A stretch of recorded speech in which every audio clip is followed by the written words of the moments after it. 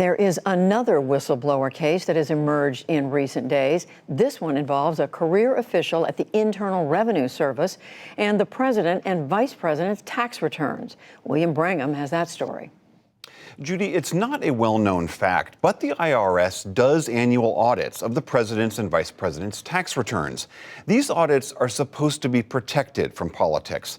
But now a whistleblower has come forward alleging that at least one political appointee at Treasury interfered in that process. President Trump has long refused to release any tax returns, and Vice President Pence has also not released any of his recent tax returns. Jeff Stein is part of the Washington Post team that broke this story, and he joins me now. Jeff, welcome back to the NewsHour.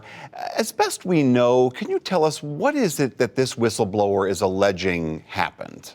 We actually first became aware of this whistleblower complaint back over the summer when, as part of his lawsuit against the Trump administration seeking President Trump's tax returns, the House Democrat who's leading that push disclosed that he'd received information that suggested improper interference related to the president or the vice president's tax returns.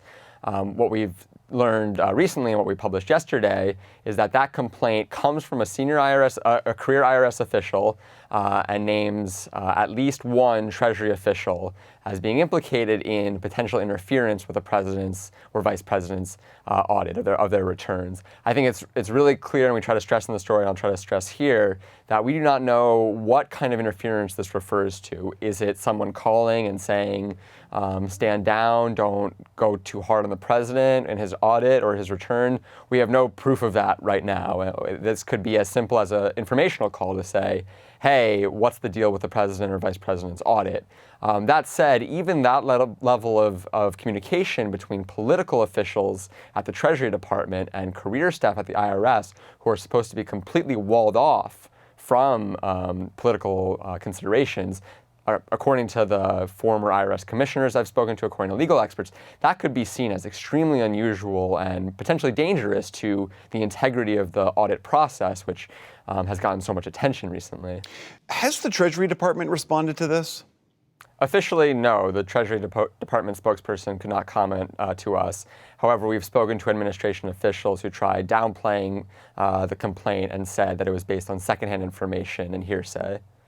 You spoke to the whistleblower, him or herself, and it's obvious this is coming forward in the midst of these accusations that the president and his supporters have made about the other whistleblower with regards to Ukraine, alleging that that whistleblower and his or her sources are spies or might have committed treason. Did this whistleblower express to you some concern about coming forward in this environment?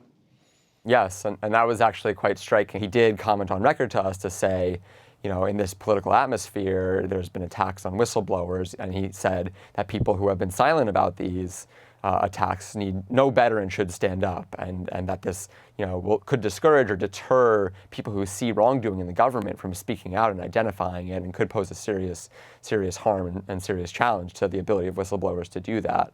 All right, Jeff Stein of the Washington Post, thank you very much.